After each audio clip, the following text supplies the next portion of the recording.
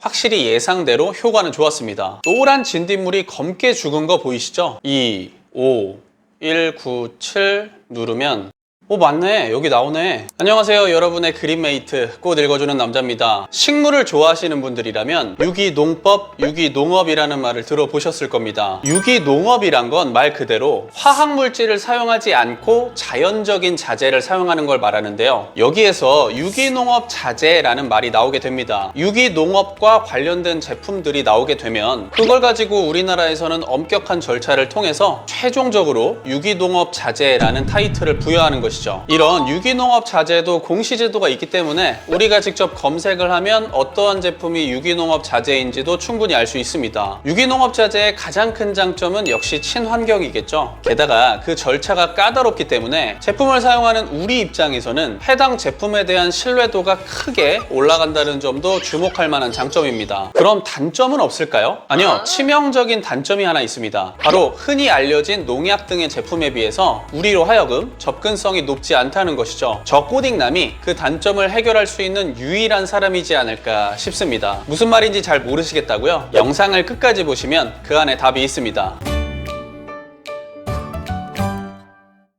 우리가 유기농업 자재를 써야 하는 이유는 이제 아셨죠? 전 세계가 주목하는 친환경인데다가 나라에서 인증한 믿을 수 있는 제품이기 때문에 더욱 그렇습니다. 근데요, 단순히 이 유기농업 자재라는 이유만으로는 식물을 키우는 우리 입장에서는 크게 와닿지 않는 것이 사실입니다.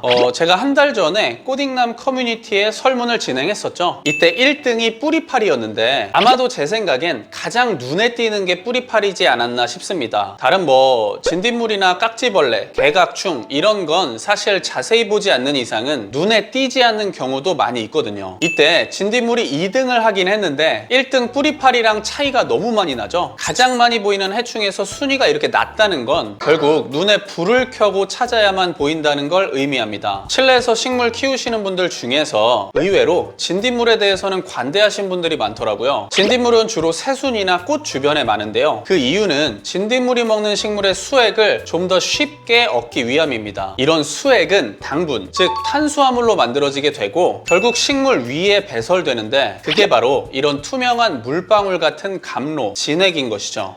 그런 말도 있더라고요. 이런 진딧물의 배설물이 개미를 유인하고 그로 인해 오히려 다른 벌레들은 못 오게 하니까 더 좋다. 설사 이 말이 사실이라 할지라도 이미 개미를 불러오는 데다가 식물이 숨을 쉬는데도 방해가 될 뿐만 아니라 곰팡이나 또 다른 전염병을 일으키는 이런 진딧물의 배설물은 결코 식물에게 좋지 않다고 생각합니다. 아니, 진딧물이 식물에게 정말 좋다면 왜 농작물 키우시는 분들은 그토록 진딧물을 없애려고 하실까요? 이런 진딧물이나 그로 인해 생기는 곰팡이들은 2차적으로 다른 바이러스들을 야기시키고 이 자체만으로도 농작물 수확량을 감소시키는 것이 현실입니다. 농약 같은 화학 제품을 사용하면 되지 않냐고요? 근데 그거 아세요? 이런 농약이나 화학 약품을 사용하게 되면 해충들은 빨리 죽을 수 있지만 오히려 해충들에게 내성이나 저항성이 생기면서 장기적으로 볼 때는 절대 좋지 않은 선택입니다. 아시다시피 식물 그리고 사람한테도 좋지 않고요. 지금은 친환경의 시대입니다. 따라서 최종적인 선택은 천연 물질을 사용하는 것이고 그 중에서 가장 주목하는 것은 바로 로테논이란 물질입니다. 앞에서 제가 단순히 유기농업 자재라는 타이틀이 우리 식물 키우는 사람들에겐 큰 매력으로 다가오지 않는다고 했었죠. 지금까지 간단하게 설명드린 이러한 이유 때문에 천연 물질인 로테논이 들어간 유기농업 자재, 게다가 그 외 또 다른 이것까지 들어간 제품이라면 반드시 효과를 볼 확률이 늘어나게 됩니다. 그렇다면 이제는 우리에게도 매력적이지 않을까요?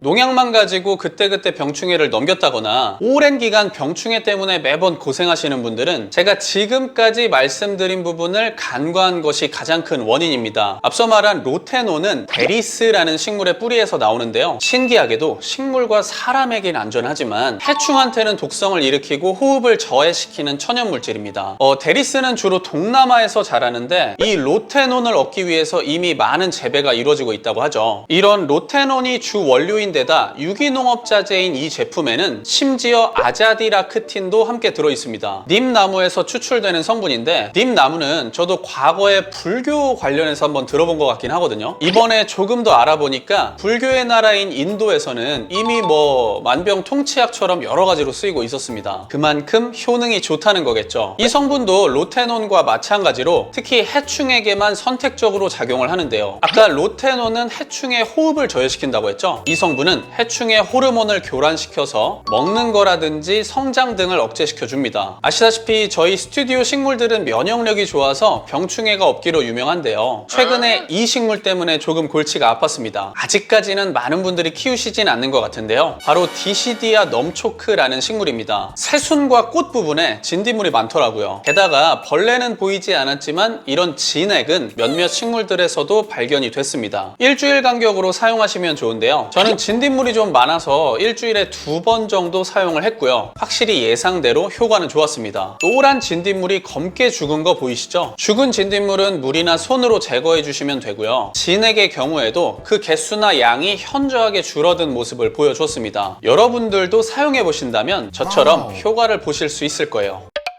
말씀드렸다시피 장기적으로 볼 때는 무조건 천연물질입니다. 그렇다고 단기적인 효과가 없는 것도 아니니까 식물을 키우신다면 집에 하나 두는 것도 너무 좋을 것 같아요. 지금도 농업 관계자분들이 로테논 효과의 향상을 위해 연구하시는 걸 보면 해충을 죽이는데 이 성분이 얼마나 좋은지 알 수 있었습니다. 저도 확실히 이번에 그 효과를 눈으로 직접 보면서 정말 신기했는데요. 저는 진딧물이었지만 응애나 깍지벌레, 가루이, 총채벌레 등에도 좋다고 하니까 꼭 한번 사용해 보시면 좋을 것 같습니다. 저도 앞으로 이런 해충들이 보이면 이 제품을 사용할 생각입니다. 오늘 말씀드린 성분과 원리, 그리고 정말 좋은 제품 정보까지, 정보가 도움이 되셨다면 나가시기 전에 지금 바로 좋아요 한 번씩만 꾹 눌러주시고요. 아직까지도 구독과 알림 설정 안 하신 분이 계시다면 앞으로도 더 많은 정보와 혜택들이 기다리고 있으니까요. 이것도 꼭 부탁드리겠습니다. 저 꼬딩남의 AS가 되는 식물 스토어 IM 그린메이트에도 한 번씩 놀러 오시고요. 저는 그럼 다음 더 유익한 내용 가지고 다시 돌아오겠습니다. 구독은 좋아요.